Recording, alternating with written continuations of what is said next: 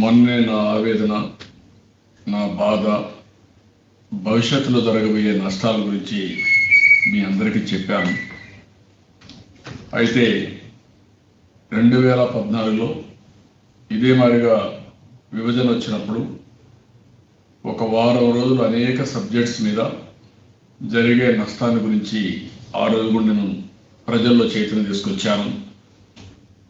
ఈరోజు కూడా రాష్ట్ర ప్రజలందరికీ విజ్ఞప్తి చేస్తున్నాం.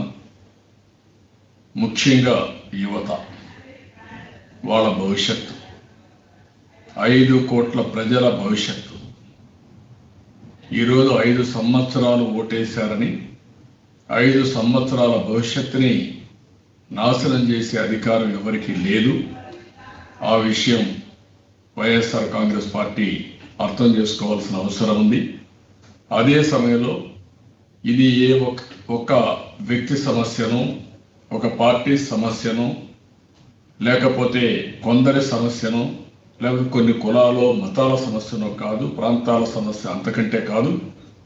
ఇది 5 కోట్ల ప్రజల సమస్య. 5 కోట్ల మంది మీరందరూ కూడా అర్థం చేసుకోవాల్సిన అవసరం ఉంది. విభజన జరిగినప్పుడు చాలా బాధపడ్డాం, ఆవేశపడ్డాం. అందరూ కూడా మనం ఏమైపోతాం, ఏం జరుగుతుంది, మళ్ళీ మనం కోలుకోగలుగుతామనే బాధపడుతూ ఆ రోజు ప్రజల యొక్క మనో నిబ్బరాన్ని కూడా కోల్పోయే పరిస్థితి. జరిగిన విధానం పైన ఆ రోజు ప్రజలందరూ స్పందించి కాంగ్రెస్ పార్టీకి ఏ విధంగా ఎలక్షన్లో బుద్ధి చెప్పారో ఒకసారి మనందరం గుర్తుపెట్టుకోవాల్సిన అవసరం ఉంది. అదే సమయంలో ఆ రోజు 16,000 కోట్ల రూపాయలు లోటు బడ్జెట్. ఇంకొక పక్క 24 జిల్లాలు, 23 జిల్లాలు ఉండే రాష్ట్రాన్ని ఆ రోజు 13 జిల్లాలతో రాష్ట్రం, ఆంధ్రప్రదేశ్ రాష్ట్రం ఏర్పడింది. ఇంకొక పక్క రాజధాని కూడా లేని పరిస్థితి. అభివృద్ధి చెందిన హైదరాబాద్ను వదిలిపెట్టి కొత్త రాజధాని ఏర్పాటు చేసుకోవాలంటే మనం చేసుకోగలుగుతామా అని అందరూ ఆలోచించే పరిస్థితి. ఆ సమయంలో మనం అందరం కూడా ప్రయత్నం చేశాం. మీ అందరి ఆశీస్సులతో మనం రాజధానిని ఏ విధంగా చేయాలో చేసుకుంటూ ముందుకు పోయాం. అయితే ఇక్కడ ఎన్నికల ముందు కానీ, ఎలక్షన్ మేనిఫెస్టోలో కానీ, అదే మాదిరిగా అమరావతి రాజధాని ఉంటుంది అని అసెంబ్లీలో మనం అనౌన్స్ చేసినప్పుడు కానీ జగన్మోహన్ రెడ్డి, వైఎస్ఆర్ కాంగ్రెస్ పార్టీ ప్రవర్తించిన తీరు, నేను ఒకటే చెప్తున్నాను. ఎన్నికల ముందు మీరేం చెప్పారు, ఎన్నికలు అయిన తర్వాత మీరేం చేశారు? ఎన్నికల ముందు మీరు చెప్పకుండా ప్రజల్ని మభ్యపెట్టే విధంగా మాట్లాడి, ఎన్నికలు అయిన తర్వాత మా ఇష్ట ప్రకారం 3 రాజధానులు చేస్తాం, ఇష్టానుసారంగా ప్రవర్తిస్తామని ధోరణి మంచిది కాదు. ఈ అధికారం మీకు లేదు. అందుకే నేను అడుగుతున్నాను, మీరు చెప్పిన విషయాలన్నీ చెప్తాను. ఆ రోజు ఏ విధంగా ప్రజలకు చెప్పి ఈరోజు ఏ విధంగా ప్రజల్ని మోసం చేశారనే విషయం 5 కోట్ల మంది అర్థం చేసుకోవాల్సిన అవసరం ఉంది. అదే సమయంలో జగన్మోహన్ రెడ్డికి 48 గంటల సమయం ఇస్తున్నాం. వైఎస్ఆర్ కాంగ్రెస్ పార్టీకి మీరు చేసిన నిర్ణయం సరైన నిర్ణయం అని మీరు భావిస్తే, ప్రజల ఆమోదయోగ్యం ఉందని భావిస్తే, మీరు ఎన్నికల్లో ముందు చెప్పలేదు కాబట్టి ఈరోజు అసెంబ్లీని రాజీనామా చేయండి, మొత్తం అసెంబ్లీ రద్దు చేయండి. అసెంబ్లీ రద్దు చేసి ప్రజల దగ్గరికి వెళదాం. మీరు చెప్పండి, మళ్ళీ మిమ్మల్ని గెలిపిస్తే మేము మాట్లాడడం మానేస్తాం. అప్పుడు అమరావతి విషయమే తేము. మీరు అమరావతి విషయంలో ఏం చేసినా ప్రజల ఆమోదం వచ్చిన తర్వాత మేము ఒప్పుకుంటాం. కానీ ప్రజలకు చెప్పకుండా చేస్తే మాత్రం అది ద్రోహం అవుతుంది, నమ్మక ద్రోహం అవుతుంది. ఆ విషయం కూడా మీరు గుర్తుపెట్టుకోవాల్సిన అవసరం ఉంది. నమ్మించి మోసం చేసినట్టు అవుతుంది. ఆ రోజు మీరు ఎప్పుడు చెప్తా ఉంటారు, మీరు ఒకసారి చూస్తే నేను చెప్పిన మాటకు నిలబడతాం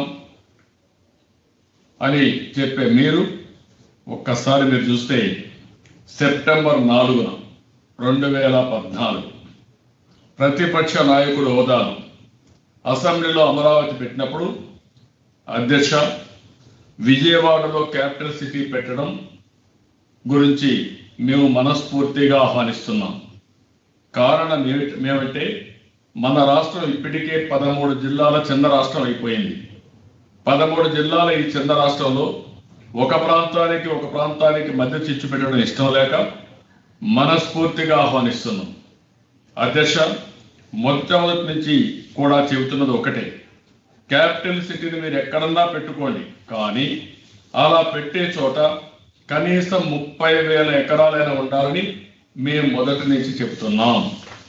నేను అడుగుతున్నా, ఆ రోజు చిన్న రాష్ట్రం అయిపోయింది, ప్రాంతాల మధ్య లేకపోతే కులాల మధ్య చిచ్చుపేయడం నాకు ఇష్టం లేదని మీరు చెప్పారు. ఈరోజు ఏమొచ్చిందని అడుగుతున్నా. ఇది ప్రాంతాల మధ్య చిచ్చు అవునా కాదా మీరే చెప్పాల్సిన బాధ్యత మీకుందని అడుగుతున్నా. అప్పుడు చిన్న రాష్ట్రం అన్నారు, ఇప్పుడు పెద్ద రాష్ట్రం అయిపోయిందా? దీనికి సమాధానం చెప్పండి. అందుకనే ఆ రోజు నేను ఒకటే అడిగాడు, మీరు ఆ మాట చెప్పారు. మీ తర్వాత మీ పార్టీ నాయకులు పదే చెప్పారు. ఉమారెడ్డి వెంకటేశ్వర్ గుంటూరు జిల్లా వాసి, ఎన్నికల మేనిఫెస్టో కమిటీ చైర్మన్, ఆయన చెప్పిన విషయం చూస్తే ఎట్టి పరిస్థితుల్లో అమరావతిలో ఉన్నటువంటి క్యాపిటల్ ఇక్కడే ఉంటుంది. దానిలో లేనిపోయినటువంటి ప్రచారాలు పెట్టి వీళ్ళు రాజకీయ లబ్ధి పొందాలని కొందరు చూస్తున్నారు. ఆంధ్రప్రదేశ్కి అమరావతి హెడ్ క్వార్టర్స్ రాజధాని, దట్ విల్ కంటిన్యూ, ఇక్కడే ఉంటుంది. దీనినే ఒక మంచి సిటీ స్థాయికి తీసుకురావడం జరుగుతుంది. అన్ని వస్తువులు ఇక్కడే ఉండేలా ఉంటాయి. దానిని కూడా మేము ఎన్నికల మేనిఫెస్టో తప్పకుండా పెడతామని మీ ఎన్నికల కమిటీ మేనిఫెస్టో చైర్మన్ చాలా స్పష్టంగా చెప్పాడు. అదే మరిగా వసంత కృష్ణప్రసాద్ ఎమ్మెల్యే, ఇప్పుడు మైలవరం, రాజధాని ఇక్కడే ఉంటుంది. అందుకే మా నాయకుడు సొంత నివాసం, క్యాంపు కార్యాలయం, పార్టీ కార్యాలయం అన్నీ నిర్మించుకున్నారు. మేము ప్రతిపక్షంలో ఉన్నప్పుడే అమరావతి రాజధానిగా గుర్తించాం. రాజధాని తరలిపోతే సభ్యత్వానికి రాజీనామా చేసి శాశ్వతంగా రాజకీయాన్ని తప్పుకుంటాం. ఇది మీ ఎమ్మెల్యే చెప్పింది. ఇప్పుడు మాట్లాడుతున్నాడు బొత్స సత్యనారాయణ. ప్రతిరోజు ఆయన చెప్పాడు, ఎవరైతే భూ కబ్జాలు రియల్ ఎస్టేట్ వ్యాపారాలకు పాల్పడతారో వారికి రాజధాని మార్పు కావాలి. రాజధాని మార్పు మాకు కాదు, రాజధాని అమరావతిలోనే ఉంటుంది.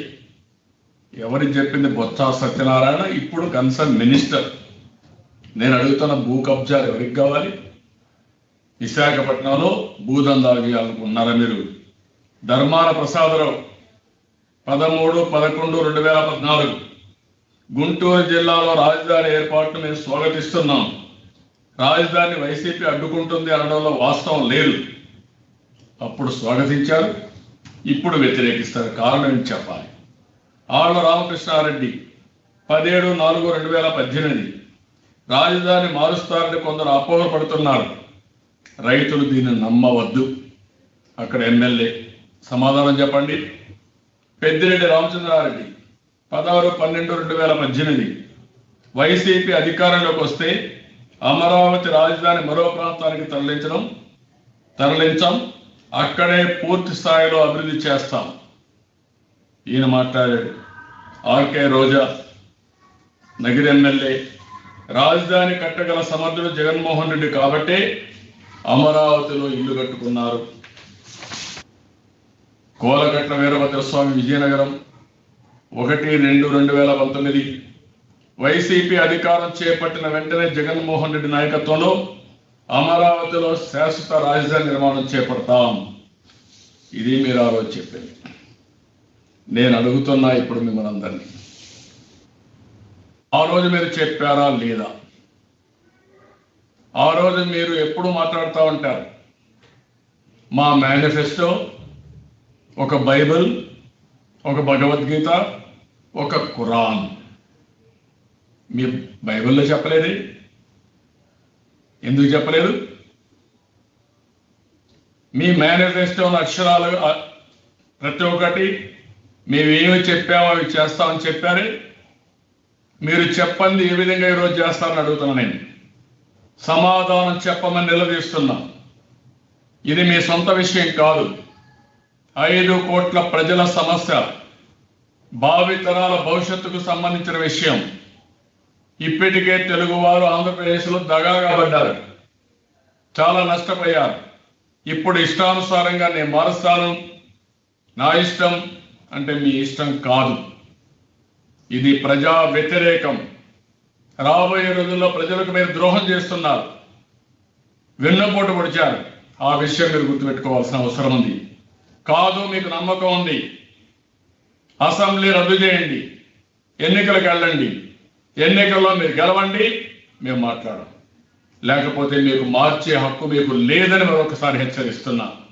అందుకే 48 గంటల సమయం ఇస్తున్నాం. ఈ ఒక్క విషయమే కాదు, రాష్ట్రంలో ప్రజలందరూ ఆలోచించాల్సిన అవసరం ఉంది.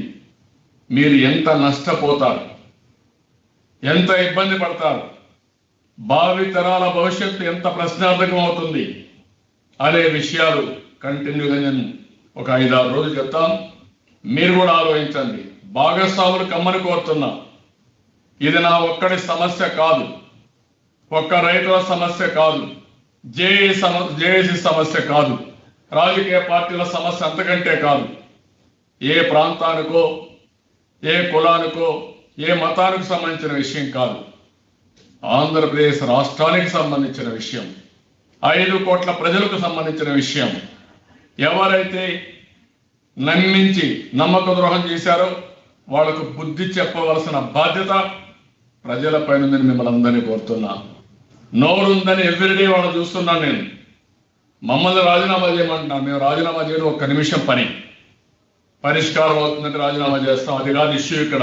అందుకే నేను అడుగుతున్నా, మేము 23 మంది రాజీనామా చేయమంటున్నారు, మేము రాజీనామా చేస్తాం. మీరందరూ చేయండి. దానికంటే అసెంబ్లీ రద్దు చేయండి, ఎన్నికలకు వెళ్ళండి. వెళితే ప్రజలు నిర్ణయిస్తారు. అప్పుడు మమ్మల్ని వద్దనుకుంటే చీకొడితే శిరసా వహిస్తాం. మీకు మ్యాండేట్ ఇస్తే మీరు పెట్టండి.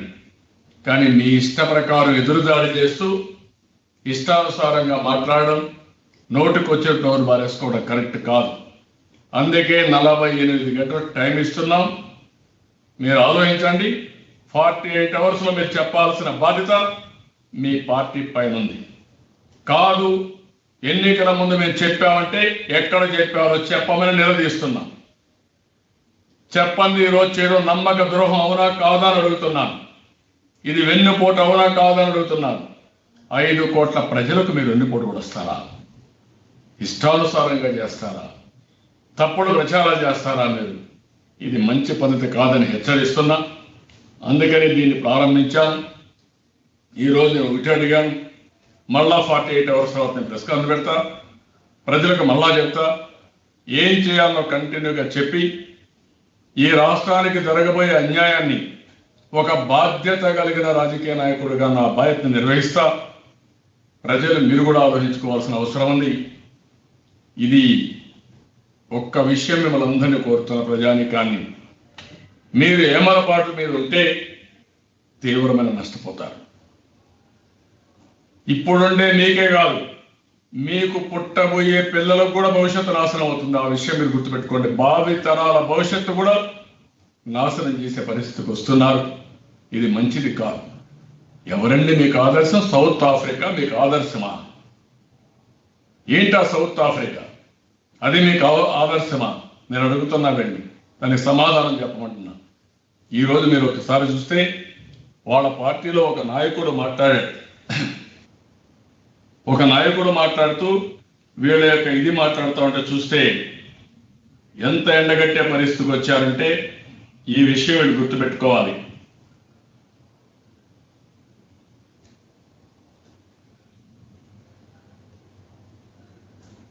నేను ఆ విషయం కూడా మీకు చెప్తాను. నేను ఒకటే ప్రజానీకాలందరినీ ఇప్పుడు ఒకటే కోరుతున్నాను, మీరు ఒకటే గుర్తుపెట్టుకోవాల్సిన అవసరం ఉంది. నేను ఇచ్చిన సవాల్ని మీరు స్వీకరిస్తారా, లేకపోతే మీరు రాష్ట్ర ప్రజలకు వెన్నుపోటు పొడుస్తారా? ఈ రెంట్లో నిర్ణయం చేయాల్సింది మీరు చేయాల్సిన అవసరం ఉంది. తర్వాత మెరిట్స్ పోలామంటే అన్ని విషయాలు చర్చిద్దాం. అదే మాదిరిగా మీరు అమరావతిని ఏ విధంగా ఇబ్బంది పెట్టాలని, విధ్వంసం చేయాలని ఎలాంటి దుష్ప్రచారం చేశారో అవన్నీ కూడా చర్చిద్దాం. దానికి సిద్ధంగా ఉన్నానని చెప్పి తెలియజేసుకుంటూ ప్రజలందరికీ ఒకటే విజ్ఞప్తి చేస్తున్నా, యువత ఆలోచించాలి, పెద్దవాళ్ళు ఆలోచించాలి, విద్యను ఆలోచించాలి.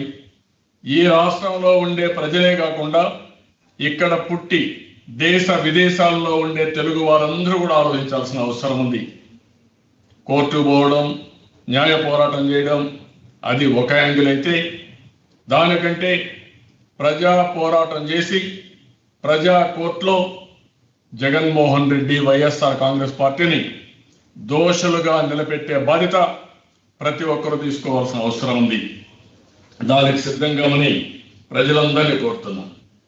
ఇప్పుడు మీకు ఏమైనా డౌట్స్ ఉంటే కూడా మీరు అడగచ్చు. ఈ ప్రోగ్రాం ఒక కంటిన్యూగా మేము చాకౌట్ చేస్తున్నాం. నేను అందరిని కూడా కోరుతున్నా, అన్ని రాజకీయ పార్టీలను కోరుతున్నా, మీరు కూడా మీ వంతు బాధ్యత మీరు కూడా చేయాల్సిన అవసరం ఉంది. ఇది అందరి బాధ్యత, సమిష్టి బాధ్యత. ఈ రాష్ట్రానికి రాష్ట్ర హితం కోరే ప్రతి ఒక్కరూ వారి వారి కర్తవ్యాన్ని వారు నెరవేర్చాల్సిన అవసరం ఉంది. సబ్జెక్టుకి నేను మళ్ళా 48 అవర్స్ తర్వాత స్టెప్ బై స్టెప్ ఏం చేయాలని చెప్తాను. ఎందుకంటే ప్రజలు కూడా అర్థం చేసుకోవాల్సిన అవసరం ఉంది. ఈరోజు వైఎస్ఆర్ కాంగ్రెస్ పార్టీకి నమ్మకం ఉంటే ఇమ్మీడియట్గా మీరు అనౌన్స్ చేయండి. మేము అసెంబ్లీ రద్దు చేస్తాం, ఎన్నికలకు పోతాం, మళ్ళా మ్యాండేట్తో వస్తాం, ఫ్లయింగ్ కలర్స్తో వస్తామని అనౌన్స్ చేయండి. మీరు వచ్చిన తర్వాత మేము శిరసా వహిస్తాం. Anybody is having any questions? Rakesh గారు ఉన్నారు sir. Sir good evening sir. చెప్పండి సార్, మీరు వైసీపీకి 48 అవర్స్ టైం ఇచ్చారు. ఆ లోపు గనక మీరు నిర్ణయాన్ని మార్చుకోవాలి, లేదంటే అసెంబ్లీని రద్దు చేయండి అన్నారు. కానీ వాళ్ళు ముందు నుంచి మంత్రులు కానీ ఎమ్మెల్యేలు కానివచ్చు వాళ్ళంతా కూడా ఒకే రాజధాని అని ముందు చెప్పిన మాటల్ని పక్కకు పెట్టేసి కేవలం ఇప్పుడు తెలుగుదేశం పార్టీకి సంబంధించిన 23 మంది 20 మంది రాజీనామాలు చేసి ఎన్నికల్లో గెలిచి వస్తే అప్పుడు మా ముఖ్యమంత్రి ఆలోచిస్తాడు, మా నిర్ణయం మార్చుకుంటాడేమో అప్పుడు అనే వ్యాఖ్యలు చేస్తున్నారు సార్ మంత్రులు అందరూ. నేను ఒకటే అడుగుతున్నా, ఎలక్షన్ ముందు మీరు చెప్పారా? మీ బైబిల్లో, మీ భగవద్గీతలో, మీ ఖురాన్లో ఉందా? మాట తప్పింది ఎవరు? మీరా, మేమా? మాట తప్పిన వాళ్ళు మళ్ళా నేను ఒకటి అడుగుతున్న ప్రజలకు చెప్తున్నాను, ఈరోజు ప్రజలకు చెప్పకుండా మీరు చేయడం మోసం అవునా కాదా? ఇది ప్రజా విషయమా, మీ సొంత విషయమా? ఇది ప్రజలకు సంబంధించిన విషయం అయితే ప్రజల్లో చర్చ చేద్దాం. ప్రజలు ఆమోదిస్తే మాకు అబ్జెక్షన్ లేదు.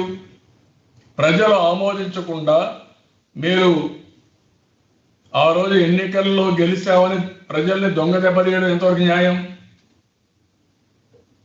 మేము రెడీగా ఉన్నాం, కానీ మాతో సమస్య పరిష్కారం కావడంగా ద్రోహం చేసింది మీరు, వెన్నుపోట పొడిచింది మీరు, ప్రజల్ని మోసం చేసింది మీరు. మీరు రాజీనామా చేసి అసెంబ్లీ డిజాల్వ్ చేయండి, మేము కూడా వస్తాం ఎన్నికలకు. ప్రజలు నిర్ణయిస్తే దాన్ని ఆమోదిస్తాం. లేకపోతే మీ ఇష్ట ప్రకారం ఇట్లే మహాడర కాంగ్రెస్ పార్టీ కూడా అప్పట్లో ఎదురుదాడి చేశారు. ఏమైంది? అదే అవుతుంది రేపు మీ పార్టీ గతి.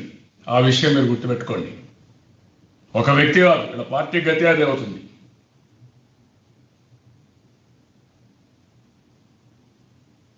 ఎనీబడి? సాంబశివరావు గారు ఉన్నారండి. సాంబశివరావు గారు సార్, ఇప్పుడు వైఎస్ఆర్సీపీ వాళ్ళు 3 రాజధానులు అనే విషయంలో అడిగిన ప్రతిసారి ఒక మాట చెప్తున్నారు సార్. అమరావతి రాజధానిగా ఒకటిగా ఉంటుంది, అక్కడ కాకుండా మిగతా చోట్ల కూడా డెవలప్ చేస్తున్నాం. అంటే అమరావతి నుంచి మేము రాజధానిని తీసేయడం లేదు, మీరు పొరపాటుగా అర్థం చేసుకుంటున్నారు అని పదే పదే వాళ్ళు ఒక విషయాన్ని చెప్తున్నారు. 3 రాజధానుల్లో ఒక రాజధాని అమరావతి ఉంది కదా, రైతులకు ఎక్కడ అన్యాయం జరిగింది అని చెప్పి ఒక వాదన తీసుకొస్తున్నారు వాళ్ళు. దాని మీద మీరు స్పందించారు. ఈరోజు వీళ్ళ పార్టీ నాయకుడు ఒక అతను ఒకటి పెట్టే ఒక టెస్టిమోనియల్ చదువుతున్నా మీకు అందరికీ, మీకు ఒక ఐడియా ఉండాలి. ఇలాంటి టెస్టిమోనియల్స్ రావాలి, ప్రజలు స్పందించాలి. Hi, professor Nageswara Rao garu. Myself doctor Krishna Reddy YN, MD internal medicine from West Godavari, Dwaraka, Tirumala. Sir, I have great opinion on your political analysis. I myself a great follower of Jagan since 10 years. But his 1 year governance made me to think why I voted to Jagan because of all stupid, illogical, manic and monopoly decisions. So I do not have any platform to express my grief and realistic ground realities in the village level. His decision on 3 capitals is the biggest mistake, and he is going to lose his power, and he cannot even think that he will regain power in the near future. I do not support this. I am pretty sure that 75% of public is against the 3 capitals, and if any leader wants to inspire from any country why he has chosen a poverty nation Africa, he cannot realize other country with great development other than Africa. I do not mind if some of you might be disturbed with my idea, in fact that he does not have brain in running the welfare schemes. Distribution money to public is not a big thing. A layman can run government. Running the political party is the great task rather than governance by distributing money. He does not have common sense that if the distribution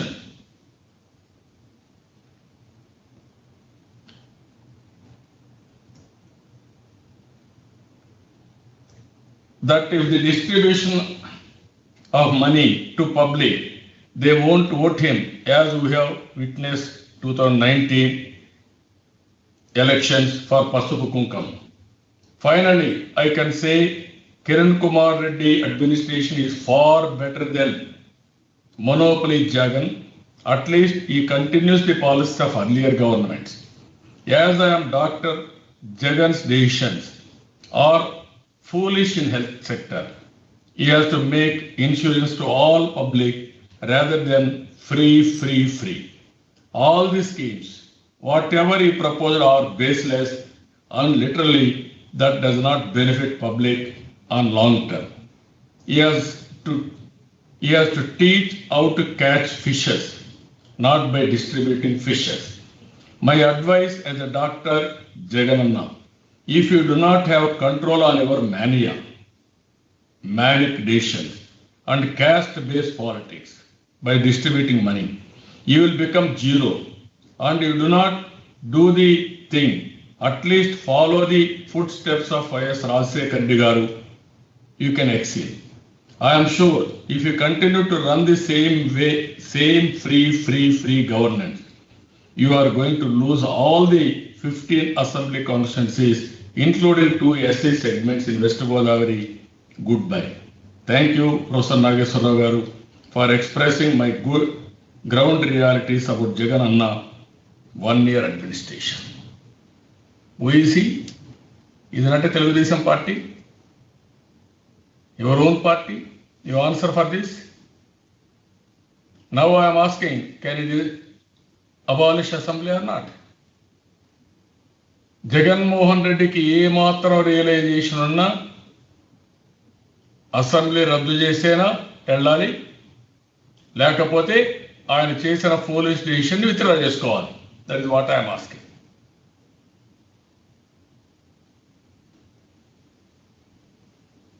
anybody? Sir ABN Rama Rao garu ఉన్నారు sir, last person sir. Rama Rao garu unmute చేసుకుని మాట్లాడగలరు సార్? Good evening అండి. Sir, నిన్న జనసేన పవన్ కళ్యాణ్ మాట్లాడుతా ఒక విషయం చెప్పారు. చంద్రబాబు అధికారంలో ఉన్నప్పుడు ఆయన సరైన చట్టం చేయకపోవటం వల్లనే ఈ రోజు రాజధాని మార్చడానికి జగన్కి అవకాశం ఏర్పడింది. ఆ రోజు అసలు రాజధానిని కదిలించలేని స్థితికి చట్టాన్ని రూపొందించినట్టయితే ఈ రోజు ఈ పరిస్థితి ఉండేది కాదు అని నేను చెప్పంటున్నారు. ఎలా చూస్తారు మీరు దీన్ని? నేను ఏమంటానంటే చెప్పడం చాలా ఈజీ.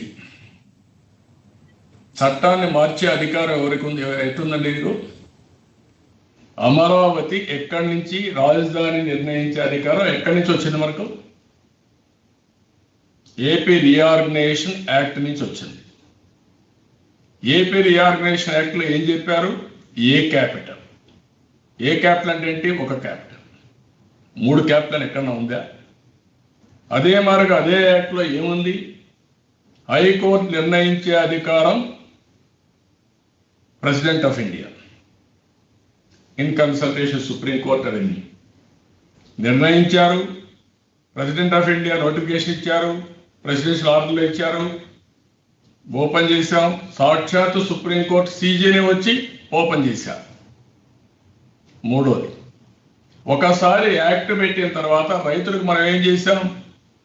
33,000 ఎకరాలు ఇచ్చినప్పుడు 9 సిటీలు ఏ విధంగా ఉంటుంది అవన్నీ కూడా చెప్పిన తర్వాతనే అగ్రిమెంట్ అయింది. It is a agreement between farmers and CRDA. Government authorized CRDA అంటే గవర్నమెంట్ ఆథరైజ్ చేసిన తర్వాత సిఆర్డిఏ యాక్ట్ తీసుకొచ్చింది. యాక్ట్లో ఇవన్నీ పెట్టినప్పుడు ఏ విధంగా మీరు మారుస్తారు? దీనికంటే పగడబడి చట్టమే ఉంది. మీకు అధికారం లేని దాంట్లో ఇన్వాల్వ్ అయ్యి ఈరోజు చట్టాన్ని మీరు మార్చి తప్పుడు పనులు చేస్తూ ఇప్పటికీ 60-70 సార్లు కోర్టు కూడా మీకు మొట్టికాయలు వేసినా ఇంకా కూడా మీకు రియలైజేషన్ రాకుండా మీ ఇష్ట ప్రకారం ప్రవర్తిస్తూ ఉంటే ఇది పిచ్చి తుగ్లక్ అవునా కాదా అని అడుగుతుంది. పిచ్చి తుగ్లకు పిచ్చి బట్టి పడితే ఇవన్నీ చేసి ఎవరేం చేస్తారు? ఇంకా నేను ఒకటే అడుగుతున్న రాష్ట్ర ప్రజానీకాన్ని, మీరు ఆలోచించండి. నాకు రాజకీయం ముఖ్యం కాదు, లేకుంటే అధికారం ముఖ్యం కాదు, ఇంకోటి కాదు. మీకు నష్టమా అవునా కాదా? మిమ్మల్ని మోసం చేశాడా లేదా? అది తేలాల్సిన అవసరం ఉంది ఈరోజు. మీరు ఇవ్వండి. ఆయన మీద మీకు నమ్మకం ఉంటే, ఆయన 3 రాజధానుల వలన అభివృద్ధి అవుతూ ఉంటే నాకేం బాధ లేదు. ఆ మాట చెప్పకుండా చేయడం ప్రజల్ని మోసం చేయడం.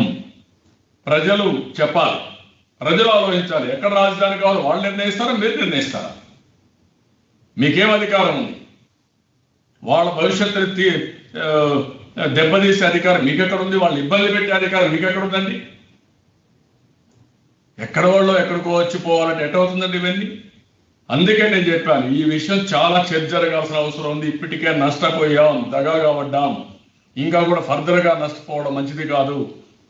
శారీరకంగా, ఆర్థికంగా, మానసికంగా ఇప్పటికే తెలుగు జాతికి చాలా అన్యాయం జరిగింది. ఆంధ్రప్రదేశ్లో చాలా అన్యాయం జరిగింది. మళ్ళీ ఇంకా జరగడానికి వీలు లేదు.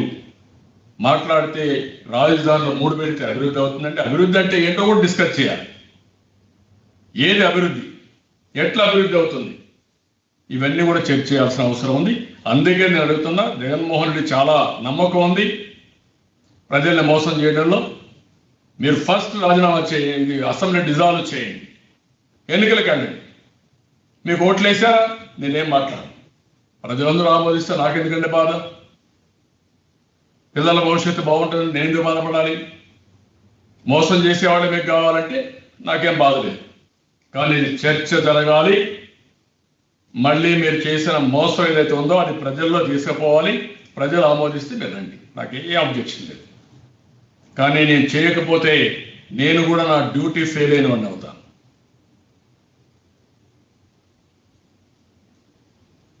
Anybody is having any doubts? ఇంకెవరు లేదు సార్.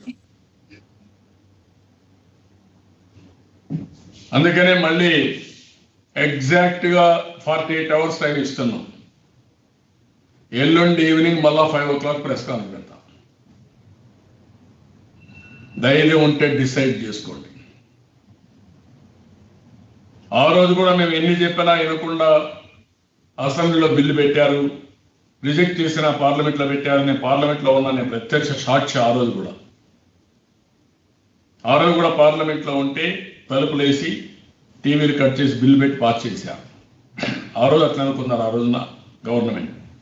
ఈరోజు కూడా మీ పరిస్థితి. మీకు అధికారం లేదు, ప్రజల్ని ఇబ్బంది పెట్టే అధికారం లేదు, అసౌకర్యాలు క్రియేట్ చేసే అధికారం మీకు లేదు, అదే సమయంలో ప్రజల్ని మోసం చేసే అధికారం కూడా మీకు లేదు. మీరు మీ మేనిఫెస్టో మీద ఏమాత్రం నమ్మకం ఉన్నా, అది మీరు అనుకున్నట్టే బైబిలో, భగవద్గీత, ఖురాన్ని మీరు అనుకుంటే అందులో పెట్టలేదు కాబట్టి, ప్రజల్ని మోసం చేశారు కాబట్టి ప్రజల ఆమోదంతో చేయండి. దొంగ దెబ్బ తీయద్దండి. ప్రజల ముందర పెట్టిన తర్వాత వాళ్ళు యాక్సెప్ట్ చేస్తే మీరు ఏమన్నా చేయండి, మేము కూడా ఆమోదిస్తాం, శిరసా వహిస్తాం. అది చేయాల్సిందిగా డిమాండ్ చేస్తున్నా. ప్రజలందరూ కూడా డిమాండ్ చేయాల్సిన కోరుతున్నా. రాజకీయ పార్టీలు కూడా అసెంబ్లీ డిజాల్వ్ చేయమని, వైఎస్ఆర్ కాంగ్రెస్ ఉన్నారు, తెలుగుదేశం పార్టీ ఇద్దరే ఉన్నారు. డిజాల్వ్ చేయమని మీరు కోరండి, డిజాల్వ్ చేయమనండి. మ్యాండేట్ ఇచ్చారు, మళ్ళా ఓట్లు వేశారు, వైఎస్ఆర్ పార్టీ అధికారంలోకి వచ్చింది, స్వాగతిస్తాం. నాకేం బాధ లేదు. ఇది అయిన తర్వాత నేను ఏ విధంగా దీన్ని ఈ విషయాలు తీసుకుపోతాం. అందుకే 48 hours డెడ్ లైన్ టైం ఇస్తుంది.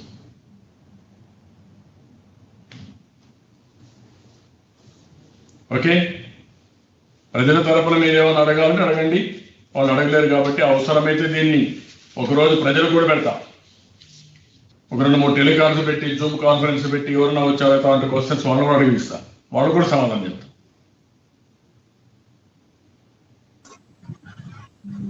అందులో కరోనా సార్ ఒక డౌట్, ఒక చిన్న డౌట్ ఉంది సార్. చెప్పండి. ఇప్పుడు సిఆర్డిఏ రిపీల్ చేయడం అంటే ఇది ఈ రైతులతోటి ల్యాండ్ అక్విజిషన్ అనే ప్రొసీజర్ జరిగింది కదా, అక్విజిషన్ కాదు, ల్యాండ్ పూలింగ్ స్కీమ్ అనేది జరిగింది. ఆ అగ్రిమెంట్ వైలేట్ అవుతుందా?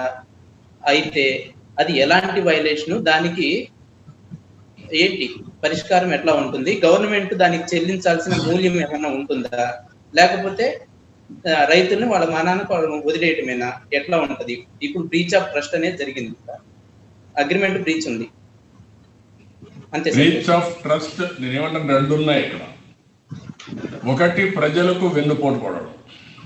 5 కోట్ల మందికి వెన్నుపోటు పొడిచారు. ఆ రోజు చెప్పకుండా ఈరోజు రాజధాని, ఆ రోజు చెప్పుంటే మేము రాజధాని మారుస్తామని కానీ 3 రాజధానులు పెడతామని కానీ చెప్పుంటే ఈరోజు మేము అడిగేవాళ్ళం కాదు. అది తెలిసి జరిగింది.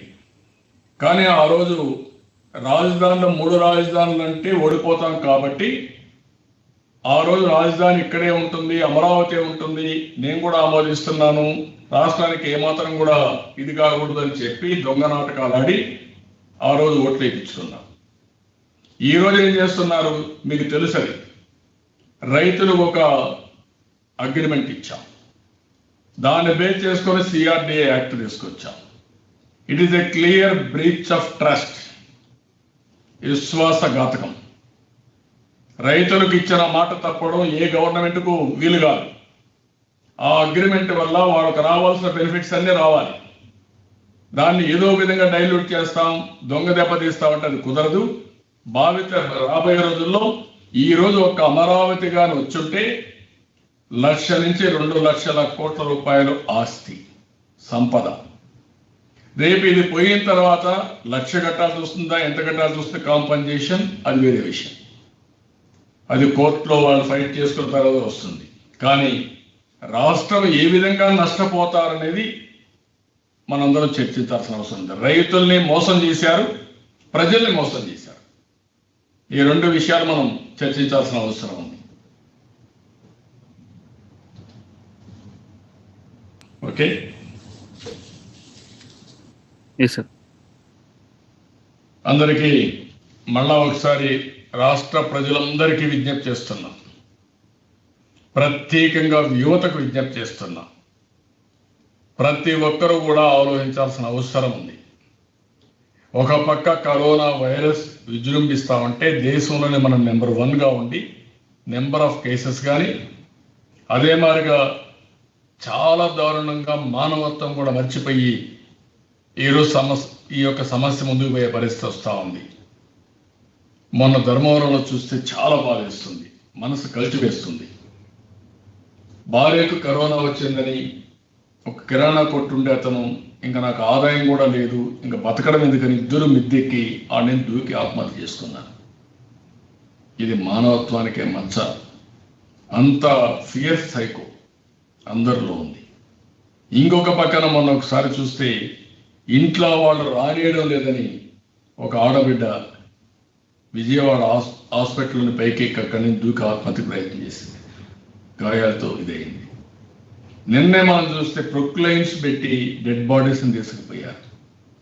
ఇంకొక పక్క డస్ట్ ఏదైతే మన చెత్తంతో తీసుకుపోయే ఒక వెహికల్లో కరోనా బాధితుల్ని తరలించే పరిస్థితికి వచ్చారు. ఇలాంటివి చూసినప్పుడు చాలా బాధేస్తుంది. నిన్న విశాఖపట్నంలో హింసలు అయితే చాలా దారుణంగా బెడ్ మీద పడుకున్న ఆవిడ కింద పడిపోతే ఆవిడ్ని పలకరించేవాళ్ళు కానీ ఆవిడ్ని తీసి ఎత్తి బెడ్ మీద పెట్టే పరిస్థితి లేకుండా పోయింది. ఇది తలుచుకుంటే ఆవిడ చనిపోయింది. ఇవన్నీ తలుచుకోవడం చాలా బాధేస్తూ ఉంది. ఇలాంటి సమయంలో మీ బాధ్యత ఏంటి? కరోనా వైరస్ హ్యాండిల్ చేయడం ముఖ్యమా, ప్రజల ప్రాణాలు కాపాడడం ముఖ్యమా, రాజకీయ విన్యాసం చేస్తూ పైశాచిక ఆనందం పొందడం ముఖ్యమా? నేను అడుగుతున్నాను. దానికి సమాధానం చెప్పవలసిన బాధ్యత కూడా ఈ ప్రభుత్వం పైన ఉంది. ఈరోజు ఎవరు బయట రాలేదు. వీళ్ళు బాధ్యత బయట వచ్చి కరోనా పెద్ద ఎత్తున సూపర్ స్ప్రెడర్గా తయారయ్యే పరిస్థితికి వచ్చారు. ఈరోజు ఎవరిని వదిలిపెట్టలేదు. వీళ్ళు వైఎస్ఆర్ కాంగ్రెస్ పార్టీ అనో ఇంకొక పార్టీ అనో లేకపోతే ఇంకొకరిని వదిలిపెట్టే పరిస్థితులు లేదు. ఈరోజు దేశంలో చూస్తున్నాం, రాష్ట్రంలో చూస్తున్నాం, ప్రజా జీవితం అతలాకుతలమైంది. కోవిడ్ వల్ల రాబోయే రోజుల్లో ఆర్థికంగా చాలా మంది ఇబ్బంది పడబోతున్నారు. ఇంకో పక్క అనేక విధాలుగా ఇబ్బంది పడుతున్నారు. ఏం జరుగుతుందో తెలియని సందిగ్ధంలో ఉంటే ఇలాంటి సమయంలో రాజధాని విషయంలో మార్పు తీసుకొచ్చి 3 రాజధానుల్ని పెట్టడం అనేది చాలా బాధాకరం. దీన్ని నేను చాలా తీవ్రంగా ఖండిస్తున్నా. అందుకే మళ్ళా డిమాండ్ చేస్తున్నా, 3 రాజధానుల పైన మీరు చెప్పలేదు కాబట్టి అసెంబ్లీ డిజాల్వ్ చేయండి, ఎన్నికలకు వెళ్ళండి, ప్రజలు నిర్ణయిస్తే మేము శిరసా వహిస్తాం, లేకపోతే మీరు పెట్టే అధికారం మీకు లేదని మరొక్కసారి హెచ్చరిస్తున్నాం. థ్యాంక్ యూ అన్నా.